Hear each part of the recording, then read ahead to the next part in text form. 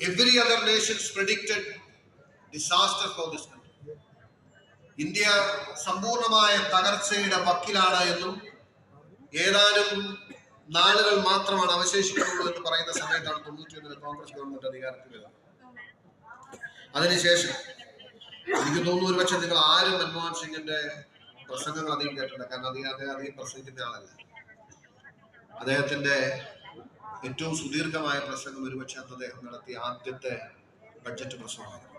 If I remember correctly, July 27, 1991. Indian പാർലമെന്റിൽ നിന്ന് അദ്ദേഹം പുതിയ സാമ്പത്തിക നയങ്ങളെ കുറിച്ച് പറഞ്ഞു. നമ്മൾ നടന്ന വഴിയിൽ നിന്നും മാറി നടക്കാൻ ആഗ്രഹിക്കുകയാണ്. കല്ലും മുള്ളും നടന്ന വഴിയാണ്. എന്നാലും ഈ രാജ്യത്തെ പഴയ പ്രതാപത്തിലേക്ക് മടക്കി കൊണ്ടുവരാൻ കഴിയുമെന്ന്. ഇതിന് ഒരുപാട് പ്രയാസങ്ങളും ബുദ്ധിമുട്ടുകളും ഉണ്ടെങ്കിലും